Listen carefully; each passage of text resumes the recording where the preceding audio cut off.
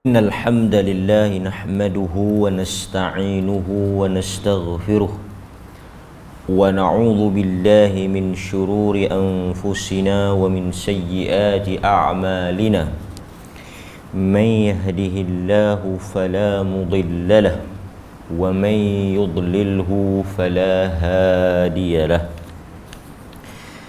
أشهد أن لا إله إلا الله وحده لا شريك له وأشهد أن محمدا عبده ورسوله أما بعد. Hadirin muslimin muslimat, tuan-tuan dan puan-puan yang dirahmati dan dikasihi oleh Allah Subhanahu wa taala, pagi ini seperti mana kebiasaannya kita akan mengambil ayat-ayat pilihan daripada Al-Quran, kemudian kita melihat huraian dan juga tafsiran yang disebut oleh para ulama berkaitan dengan ayat tersebut. Jadi hadirin mukminin, tuan-tuan dan puan-puan sekalian, pagi ini kita memilih satu lagi ayat daripada surah Al-A'raf, daripada surah Al-A'raf ayat 46. Ayat 46. Kita tengok dahulu ayatnya, kemudian terjemahan dan apa yang disebut oleh para ulama berhubung dengan ayat tersebut. A'udzu billahi minasyaitonir rajim. Bismillahirrahmanirrahim.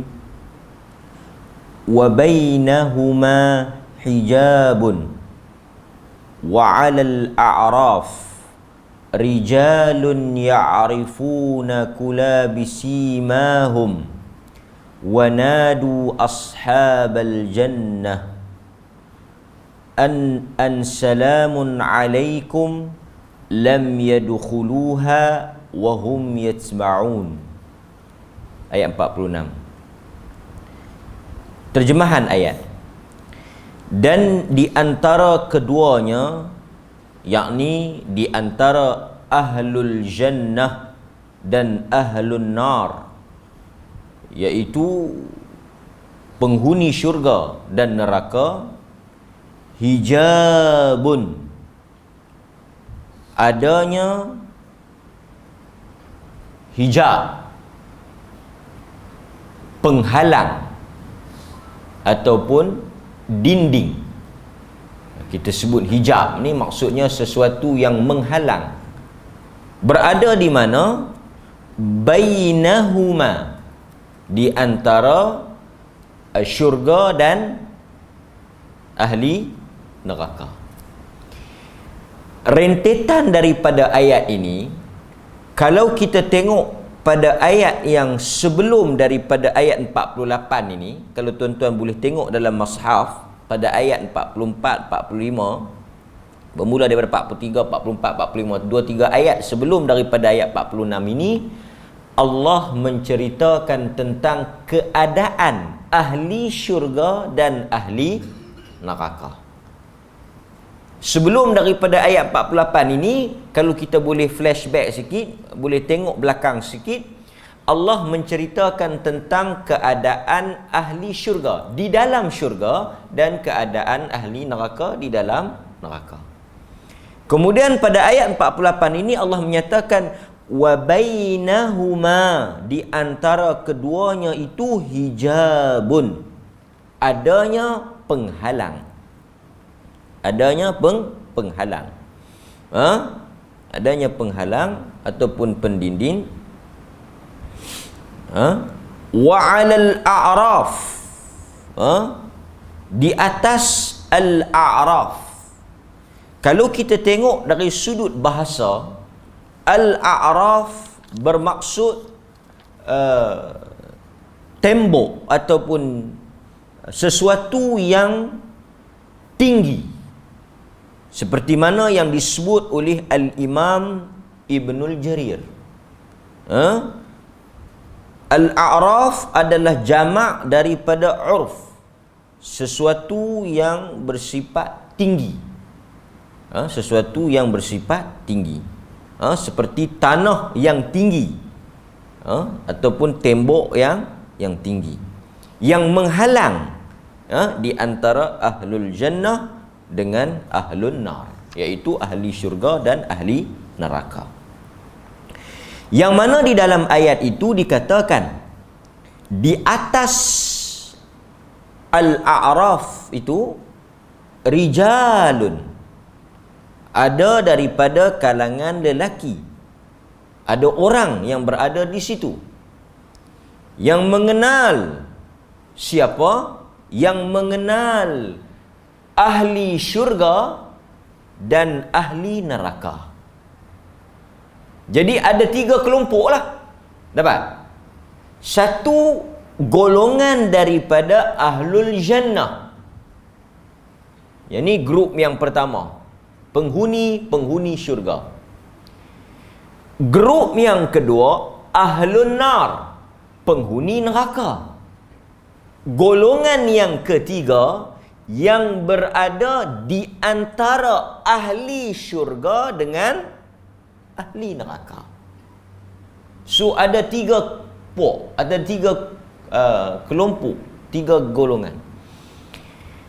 Dan orang yang berada di al-a'raf ini, yang berada di tengah-tengah ini, di tembok ini, mereka itu tidak masuk ke dalam syurga dan tidak juga masuk ke dalam neraka. Bainahuma, di antara keduanya. Tidak juga layak untuk mereka itu masuk ke dalam syurga disebabkan dosa-dosa mereka. Tidak juga layak untuk mereka dimasukkan ke dalam syurga, neraka kerana amalan mereka. Dan mereka ini, al-a'raf ini, mengenali ahli syurga. Dalam masa yang sama, mereka juga kalau tengok ahli neraka, mereka boleh kenal. Okey, takat tu dulu. Daripada ayat ini, kalau tuan-tuan boleh tengok, rujukan utama kita dalam menghuraikan ayat-ayat yang kita pilih di sini adalah tafsir Ibn Kathir. Sebab itu saya menasihatkan tuan-tuan boleh dapatkan tafsir Ibn Kathir ni yang sudah diterjemahkan, kerana ia bersifat mudah untuk kita nak memahami ayat-ayat ni. Di samping tafsir Ibn Kathir ini selamat daripada riwayat-riwayat Israiliyat, yang mana cerita-cerita yang tidak ada sumbernya. Kalau kita tengok secara umumnya, ni secara umum, secara umum maksudnya setelah kita melihat pandangan-pandangan ahli tafsir,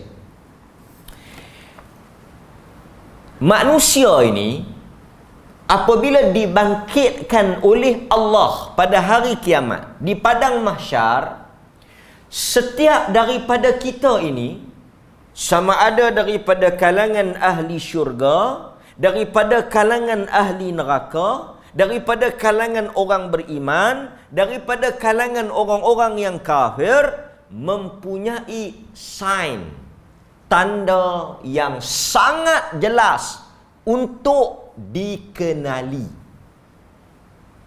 Untuk dikenali. Seperti itu kita tengok dalam ayat-ayat yang lain, Allah Subhanahu wa taala kata apa? Dan ini juga merupakan pandangan Ibnu Abbas. Tuan-tuan jangan takutlah, yang ni cerita kiamat, bukan cerita Allah.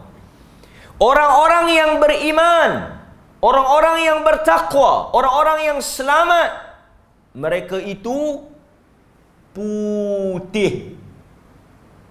Yang putih jangan duk syok, yang hitam jangan duk susah hati. Dan ada yang di antara putih dengan hitam tu kokoh. Kokoh tu yang kita nak bincang tu. Kan? Allah Subhanahu wa taala menyatakan apa? Sesungguhnya orang-orang yang beriman itu wajah mereka putih, bercahaya. Sebab itu Nabi SAW sebut dalam hadis yang diriwayatkan oleh Al-Imamul Bukhari. Bisa dengar tak hadis tu? Sesungguhnya umatku akan dibangkitkan dalam Sahih Bukhari, akan dibangkitkan pada hari kiamat nanti dalam keadaan wajah mereka itu putih bercahaya, disebabkan oleh kesan daripada air wudu. Kemudian kita juga dengar yang mana dikatakan ini adalah perkataan rawi hadis tu, iaitu apa dia? Jika boleh kamu lakukan, maksudnya Nabi kata esok bila kita bangkit, ada kesan di anggota wuduk kita tu dia keluar cahaya, cahaya yang putih bersinar. Untuk apa cahaya itu? Untuk Nabi identify. Pasal Nabi tak pernah tengok kita, kita pun tak pernah tengok Nabi, tapi Nabi boleh cam, boleh kenal. Ada tanda-tanda khas umat dia. Pasal itu dalam hadis tu kata, kalau boleh panjangkanlah cahaya tu. Macam mana nak panjangkan cahaya tu? Basuh bagi lebih. Tapi perkataan basuh bagi lebih tu, panjangkan cahaya itu, perkataan itu disebut oleh para ulama, ia bukanlah daripada perkataan Nabi, tetapi merupakan tambahan sahabat yang meriwayatkan hadis tu. Tapi saya nak ceritanya bukan isu fiqh tu, bukan isu basuh wuduk tu, tetapi ada kesan. Pasal itu dalam ayat ni dia kata apa? Ahli syurga itu dikenali dengan tanda-tandanya, ahli neraka itu juga dikenali dengan tanda-tandanya. Tanda-tanda itu antaranya seperti yang disebut oleh Ibnu Abbas. Pandangan Ibnu Abbas dia kata apa? Ahli syurga itu wajahnya putih. Kan kita kata wa ammal ladzina amanu nabyaddat wujuhuhum. Kan sesungguhnya orang-orang yang beriman itu wajah mereka putih. Dan kita esok bila bangkit pada hari kiamat, semua seperti mana yang saya kata tadi, ada tanda masing-masing. Seperti kita baca dalam hadis yang juga diriwayatkan oleh Al-Imam Al-Bukhari, iaitu tentang apa? Tanda seperti muazzin yang lehernya panjang kan. Bukanlah menunjukkan satu benda yang tak elok, tapi maksudnya boleh dikenali. Boleh dikenali. Manakala ahlun nar, daripada kalangan ahli neraka, tentulah wajah mereka itu hitam. Kan? Wa ammal ladzina kafaru naswaddat. Adapun apa dia ni, wajah-wajah mereka itu, orang-orang yang kafir itu hitam, aswad. Dan kalau kita tengok ada juga tafsiran yang lain yang mengatakan apa? Sesungguhnya yang putih itu ahlus sunnah. Adapun yang hitam itu adalah yang menyelisihi ahli sunnah. Jadi maksudnya mereka mengenali, yang dikatakan ya'rifun, mereka itu kenal ahli syurga, kenal ahli neraka melalui tanda-tanda yang ada pada wajah mereka. Tapi ini apa dia? Ini berlaku pada hari kiamat, berdasarkan kepada amalan dan iman kita, bukan berdasarkan kepada keadaan kita pada hari ini ni. Kan? Yang mana hitam, yang mana putih tu, yang tu ciptaan Allah. Tapi yang ni tanda yang Allah Ta'ala beri kepada manusia berdasarkan amal kebaikan yang mereka lakukan. Okey. Dan mereka ini menyeru penduduk syurga. Wa nadau ashabal jannah. Dan mereka ini menyeru penghuni syurga. Apa dia? Mereka menyebut salamun alaikum. Mereka menyebut salamun alaikum, salam sejahtera kepada penghuni syurga. Lam yadkhuluha, mereka belum lagi diizinkan untuk masuk ke dalamnya. Golongan yang duduk di Al-A'raf ni, mereka tak diizinkan lagi untuk masuk, terhalang. Terhalang. Wahum yatma'un, tetapi mereka itu sangat tamak, sangat mengharapkan untuk segera memasukinya. Kan? Segera memasukinya. Kalau tengok ayat 47 tu, kalau kita boleh tengok sikit ayat 47 tu, Allah cerita apa? Terjemahan dia, terus. Kalau tengok ayat 47 tu,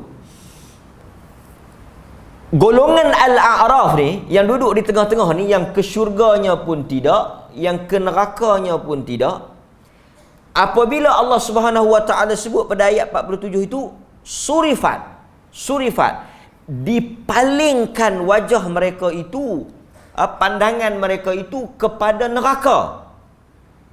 Mereka tak masuk neraka, tapi pandangan mereka itu dialihkan ke neraka. Apa yang mereka sebut? Mereka kata, Rabbana la taj'alna ma'al qaumidz zalimin. Janganlah engkau menjadikan kami daripada kalangan ahli neraka. Mereka melihat ahli syurga, mereka mengatakan, Salamun alaikum, salam sejahtera, selamat, berbahagialah kamu ke dalamnya, dan kami sangat menginginkan untuk masuk, tapi mereka terhalang. Dan kita akan tengok banyak tafsiran siapa yang terhalang tu. Bila mereka melihat kepada ahli neraka pula, bukan masuk, tengok. Oh, tu sakan neraka ni. Sebab itu tuan-tuan bisa tengok tak? Bukan bisa tengok, bisa dengar tak hadis yang mana apa? Nabi SAW cerita. Hadis ni sangat menarik dan saya ingat kita pernah ulas, pernah bahas. Allah angkat keluar satu laki-laki keluar daripada neraka. Keluar daripada neraka, tetapi wajahnya masih lagi tengok neraka. Bahang tu masih lagi terbakar. Tuan-tuan, macam kita duduk tepi api ya, kan? Orang yang duduk bakar ikan ke, duduk buat kerja-kerja yang berkaitan dengan api ni, walaupun tak terbakar oleh api tu, tetapi bahangnya sudah dirasai. Jadi lelaki ni, Nabi cerita, dia tengok neraka ni sangat menyakitkan. First request, nombor satu, minta apa? Dia kata, boleh tak kalih muka dia tengok syurga. Daripada tengok neraka, dia minta dekat Tuhan satu saja, dan dia sebut itulah satu-satunya, the only one, hot tu saja yang dia nak. Muka dia ni kasih pusing tengok syurga. Tak masuk tak apa, janji tak mau tengok dah neraka, pasal hangat tu, bahang tu, seksaan itu. Allah pun tanya, Allah pun taukid balik ni, tanya betul-betul, betul ke takat tu saja? Betul ke takat tu saja? Tak ada minta apa-apa? Dia kata yang tu je, nak minta pusing, tak mau tengok dah neraka. Bila pusing muka, dia ada dua saja tuan-tuan. Sama ada tengok, macam ayat ni lah, sama ada tengok ahli syurga, tengok ke dalam syurga, atau tengok ke dalam neraka. Syurga di atas, neraka di bawah. Di tengah-tengahnya itu yang kita sebut Al-A'raf. Di tengah-tengah tu. Pasal itu orang syurga, bila dia tengok orang neraka tengok orang syurga, mereka berdialog. Next time kita mungkin boleh baca apa dialog mereka. Tapi ahli neraka nak masuk syurga tak boleh kerana terhalang. Bila dia tengok ke syurga, dia pula minta sikit lagi. Dia kata, boleh tak pergi dekat pintu. Tadi dia kata nak tengok saja. Daripada muka menghadap neraka, minta izin Tuhan nak menghadap syurga. Lepas dah menghadap syurga, dia minta pula kali kedua nak dekat dengan pintu syurga. Tuhan kata, celaka. Tadi kata tak nak minta dah. Tadi kata nak minta yang ni saja. Dia kata tak apa. Yang ni yang dikatakan manusia itu memungkiri janjinya. Kemudian Allah dengan rahmatnya izin juga. Tapi sebelum nak izin tu, Allah tanya ulang sekali lagi, yang tu saja ke? Dia kata yang tu saja. Bila Allah Ta'ala dekatkan dia dengan pintu syurga, daripada tengok kot jauh, pergi tengok dekat. Bila dia tengok dekat, dia nampak di dalam syurga itu, dia minta untuk masuk. Hadis ni tunjuk macam mana Allah Subhanahu Wa Taala layan dengan rahmatnya membenarkan lelaki ni masuk ke dalam syurga. Okey. Kita tengok sedikit apa yang disebut oleh para ulama berkaitan dengan ayat ini. Antaranya, Abdullah ibn al-Mubarak meriwayatkan bahawa Sa'id ibn Jubair menceritakan, Ibnu Mas'ud menyebut, maksudnya ini adalah pandangan Ibnu Mas'ud, Abdullah ibnu Mas'ud radhiyallahu anhu, mengatakan bahawa pada hari kiamat manusia akan dihisap oleh Allah. Sesiapa yang amal salih, kebaikannya lebih banyak satu tingkatan daripada amal keburukan, maka ia masuk ke dalam syurga, kata Ibn Mas'ud. Kata Abdullah ibn Mas'ud, besok pada hari kiamat ketika manusia dihisap, ditimbang di atas mizan, seperti mana yang Allah Subhanahu Wa Taala sebut, wa nadha'ul mawazina bil qista, dan kami akan meletakkan timbangan-timbangan itu dengan adil. Kata Ibn Mas'ud, apabila manusia itu ditimbang, didapati amal baiknya itu lebih banyak. Dan kita juga dah bahas, tuan-tuan, ingat tak lagi? Apakah objek yang ditimbang? Apakah benda yang diletakkan di atas penimbang tu? Dalam hal ini sekali lagi ulama berbeza pendapat. Ada qaul, ada pandangan, pendapat yang sebut yang ditimbang itu buku kita. Alkitab, apa tu? Yang kita dapat tu kan? Yang dalam Al-Quran Allah Subhanahu Wa Taala sebut, ada yang diberikan fa amma man utiya kitabahu bi yaminih. Ada yang dapat belah kanan. Yang ditimbang tu, yang diletakkan di atas mizan itu, yang nak kira berat ringan tu siapa dia? Apa dia? Siapa dia pun boleh tanya, apa dia pun betul. Sebab objek itu khilaf. Ada yang kata letak buku. Ada kemarin saya pergi mengajak di mana tak tahu, lupa. Depa tanya ni, tahun baru ni tukar buku baru ke? Tahun baru ni tukar buku baru dah? Saya pun tak tahulah. Tapi ada dalam hadis pasal tahun baru ni zaman Umar. Penyusunan kalender ni, pengenalan kalender Islam ni pada zaman Sayyidina Umar. Pada zaman Abu Bakar tak ada, pada zaman Nabi lagi lah tak ada. Pada zaman Umar, bincang tarikh, bincang tahun apa, bincang bulan apa, nombor satu bincang nak ambil tahun apa. Ada yang kata tahun Nabi lahir, ada yang kata tahun apa dia ni, apa dilantiknya Nabi sebagai Rasul, kan? Sebab itu tuan-tuan, ada yang kita sebut sebagai tahun sebelum kenabian. Faham tak? Apa maksud tahun? Sekarang ni kita kata tahun hijrah. Apa maksud tahun hijrah? Kiraannya bermula daripada tahun Nabi pindah hijrah. Tapi kalau kita kata tahun kenabian, contoh 2 tahun sebelum kenabian, apa maksud dia?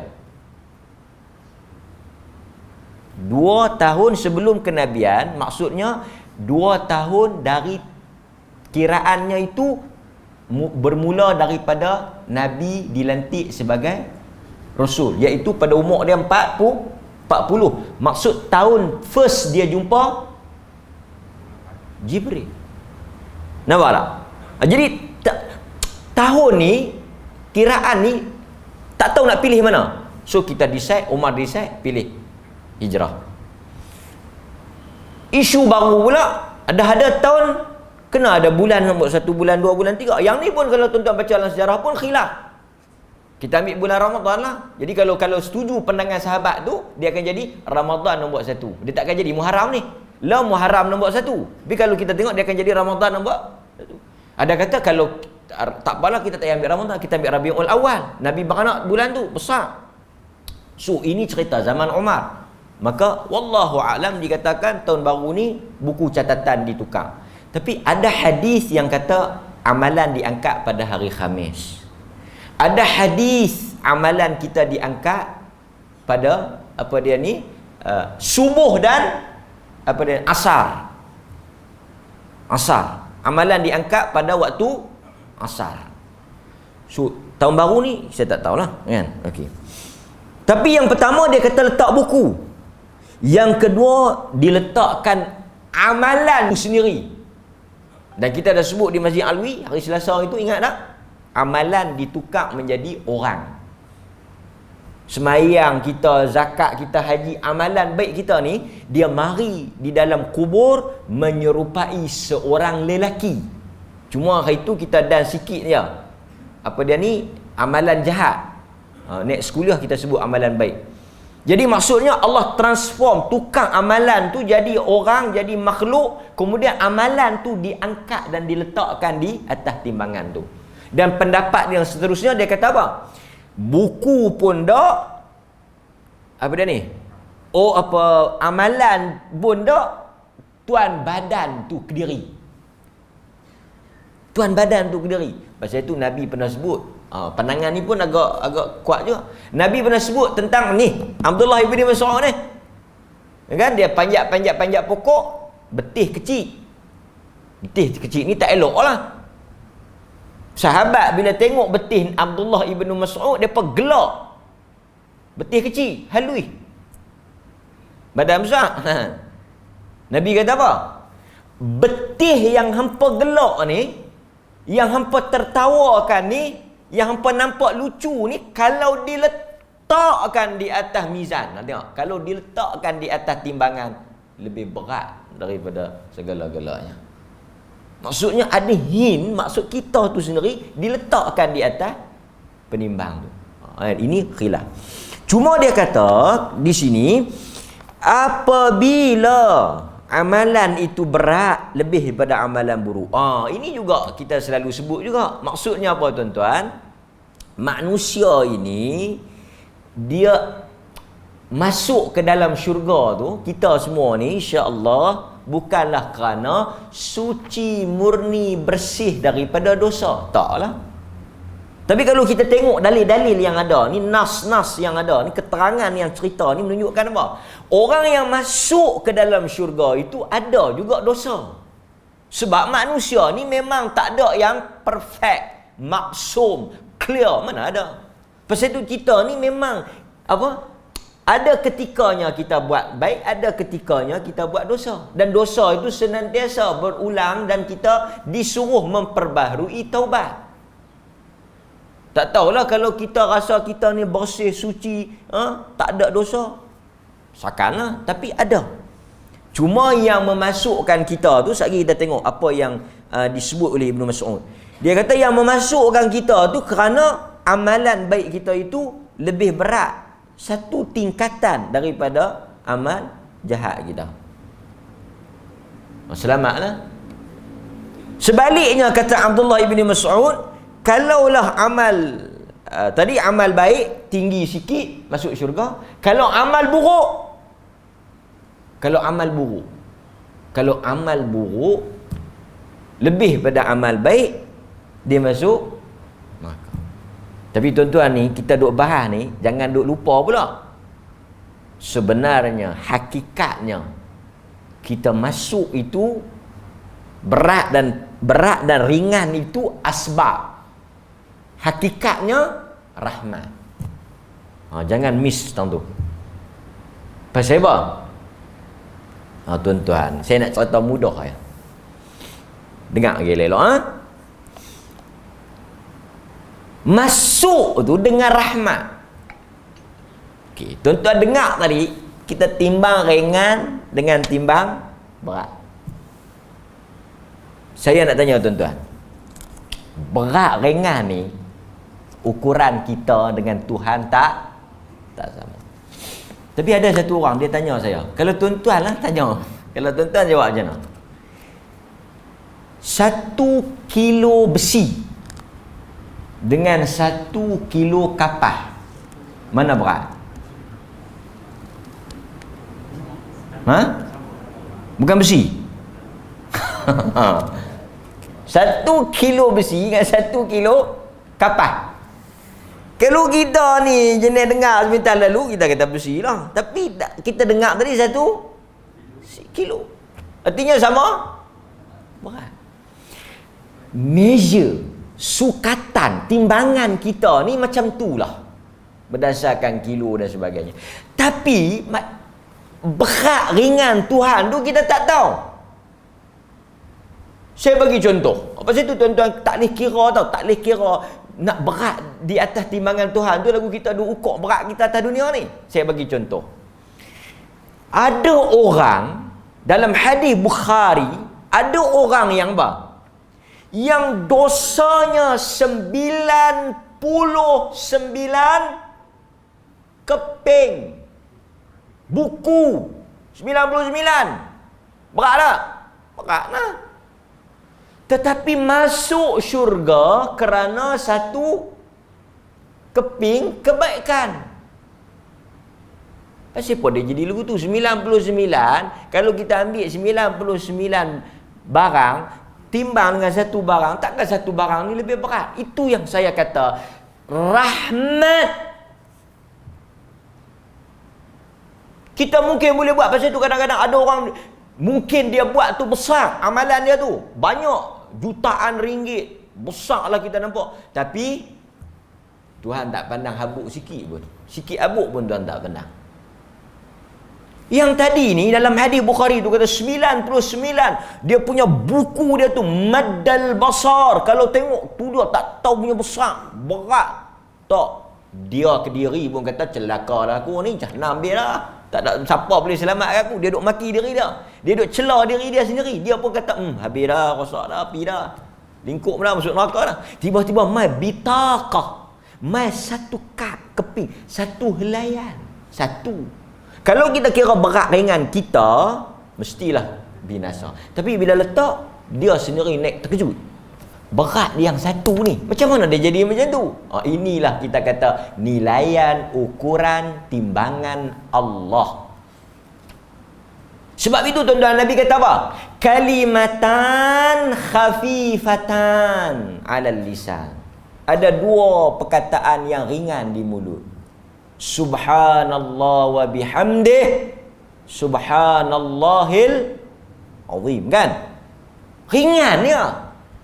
Simple yang tak payah yang beribu-ribu, yang kadang-kadang tah manahala, tah zikir, doa, wirid. Sikit je. Tapi saqilatan. Tengok Nabi kata apa? Saqilatan.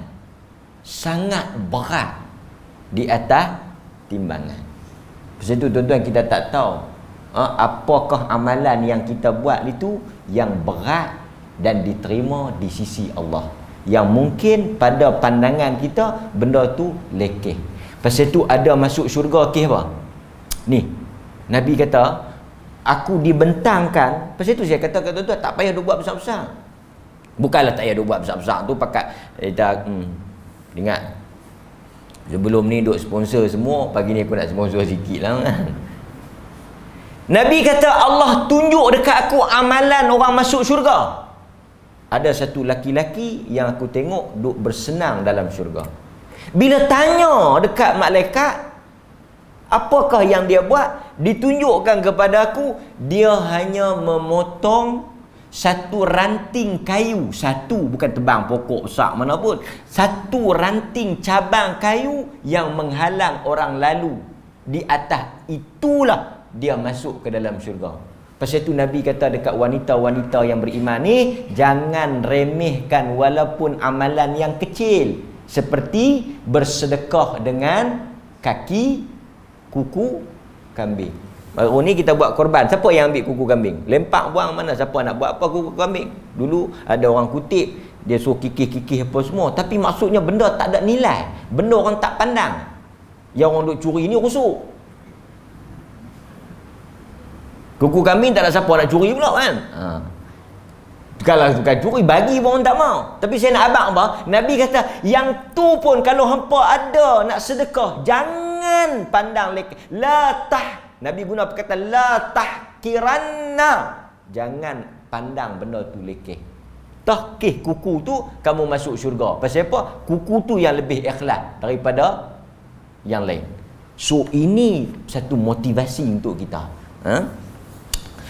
Kemudian Abdullah ibn Mas'ud membacakan ayat surah Al-Mu'minun 102. Ya, 102. Barang siapa yang berat timbangan kebaikannya, maka selamat dan berjayalah dia sehingga ke akhir ayat. Kan? Okey. Manakala Al-A'raf ini, kita tengok sikit, siapakah mereka ini?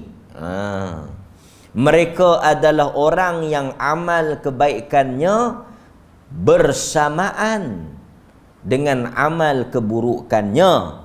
Mereka ini adalah Al-A'raf yang ditahan di atas sirat. Dan mereka ini mengetahui ahli syurga, dan mereka ini mengetahui ahli neraka. Nampak? Okey? So mereka ni orang yang sama amal baik dia dan sama amal jahat dia. Boleh jadi tak tuan-tuan? Boleh jadi dah, pasal ada orang dalam masa yang sama dia, tapi bahaya juga. Ada orang bila dia buat baik, dia buat jahat. Ni tuan-tuan jangan terlibatlah. Ada orang yang dia rasa tenang buat dosa kerana dia tertipu dengan amal baik dia. Dia rasa tak bersalah atau dia rasa tak ada apa bila dia buat dosa kerana dia duk rasa amal baik dia banyak. Saya bagi contoh ni, jaga-jaga tuan-tuan. Saya pun duk mengingatkan diri saya ni, jangan duduk jadi macam ni. Kadang-kadang bila kita duk buat tu, kita tak apa kot. Tadi dah subuh, bukan kata subuh, qabliyah subuh, bukan tak qabliyah subuh. Tahiyatul masjid, qabliyah subuh. Apa dia lagi? Subuh. Dah lah lepas subuh, dengar mengaji tafsir pula. Sembahyang duha isyraq pula sat lagi. Takkan ku nak masuk neraka. Jangan main-main. Ada orang dia berasa macam tu. Okey. Kita pernah dengar tau satu hadis, orang pergi perang dengan Nabi masuk neraka. Banyak syarahan dia. Banyak dia punya huraian, banyak sudut pandang dia. Tapi salah satu yang menarik dia, saya suka nak kongsi ni, dan saya ingat dah ada kongsi kot sekali. Kawan tu berani pi curi tu, atau syaitan berjaya untuk tipu dia tu, yang dia ambil selendang tu, dalam riwayat yang lain dia ambil kasut. Kerana apa? Kerana dia rasa dosa dia ambil kasut atau selendang atau barang tu kecil nak dibandingkan dengan jasa dan juga pengorbanan dia berjihad. Tuan-tuan bayang kalau tuan-tuan pergi jihad, lepas tu tuan-tuan ambil kasut ke apa ke, macam orang main semayang kan, dia main semayang, dia tengok kasut kau tu, dia balas. Dia kata, abang curi kasut? Curi. Tak apa kot, aku mayang subuh, mayang sunat apa semua ni, ambil kasut kau ni. Kau ni pun duit banyak lah. Nampak? Salah satu faktor yang mendorong orang berani buat dosa kerana dia telah rasa senang, gurur, tertipu dengan kebaikan dia. Sebab tu kadang-kadang ada orang dia rasa tak ada apa bila buat dosa. Pasal sehari dia buat baik, dia duk rasa macam tu. Ini bahaya juga. Pasal tu dia semayang, dia tinggal 1-2 semayang. Dia tak apa kot 1-2 kali semayang tinggal. Yang semayang hari-hari takkan tuan tak ambil kira. Jahannam membaca lagu tu. Ini syaitan yang masuk kat orang buat ibadat ni, dia pikut tu. Okey. Kemudian apa dia yang kita boleh ambil juga di sini sebagai apa? Abdullah ibn Mas'ud juga menyatakan, apa dia? Dia membawa satu riwayat, sesungguhnya seorang hamba apabila mengerjakan suatu amal kebaikan, dicatatkannya bagi kebaikan itu 10. Kita ingat bila kita buat satu baik, balasannya 10. Pasal itu Nabi kata apa? Siapa yang berpuasa 3 hari sebulan, pahalanya seperti sebulan penuh. Kan? Apabila ia buat suatu kejahatan, maka tidak dicatatkan melainkan hanya satu keburukan. Berat juga perkataan ni. Dia kata, teruk lah kalau orang masuk neraka ni memang teruk lah. Tiba teruk. Memang tak guna betul lah. Buat satu dapat 10 hak baik. Jahat buat satu dapat 1. Maksudnya kalau kita buat 5 kebaikan dapat 50. Kalau buat 5 jahat baru dapat 5 dosa. Tapi timbang-timbang masuk neraka juga. Tuan-tuan, kata Abdullah ibn Mas'ud seperti yang diriwayatkan oleh Ibnu Jarir, dia kata apa? Dia kata binasalah, teruklah, celakalah orang yang amal keburukannya yang satu itu mengalahkan puluhan kebaikan yang dia lakukan. Bahasa apa? Macam mana dia boleh jadi lagu tu, tuan-tuan? Macam mana dia boleh jadi lagu tu? Kemungkinan amal kebaikan dia itu Jahannam, rosak, tak ikhlas. Tapi kalau nak banding, kita ni payah nak masuk neraka. Pertama, tentang susah. Pasal apa saya kata susah? Pertama, secara kita bukan logik akal, secara nas, dalil lah, tuan-tuan tengok. Dalil kata orang niat buat baik, tak buat dapat. Orang niat buat jahat, tak buat, tak dapat. Itu satu. Orang niat apa ni? Orang yang buat jahat, bila dia buat baik, orang buat jahat, bila dia buat baik, padam hak jahat tadi. Celah mana jahat tu nak ada? Wa atbi' dalam hadis, wa atbi' as-sayyi'ah hasanah allati tamhuha.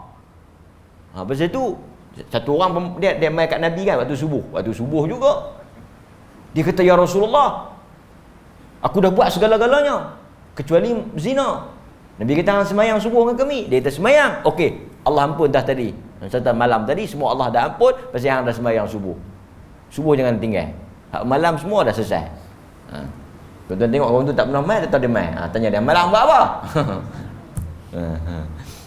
Tapi nak habaknya tu dua. Yang ketiga, buat satu dapat 10. So maksudnya jahat ni sangat minimas. Sikit sangatlah. Timbang terjun juga dalam neraka. Ya. Okey, penutup. Tamatlah. Okey. Ibn Abbas pula. Tadi Ibn Abbas kata, para penghuni ashabul a'raf yang berada di atas tembok itu akan diampunkan oleh Allah. Maksudnya Allah akan masukkan juga mereka ke dalam syurga. Allah membawa mereka ke dalam satu sungai yang dinamakan sebagai Nahrul Hayah, sungai kehidupan. Lalu dilemparkan mereka ke dalamnya, sehingga mereka menjadi putih bersih. Lalu mereka dihadapkan kepada Tuhan yang Maha Pemurah. Maka Allah berfirman, lakukanlah dan mintakanlah apa yang kamu inginkan.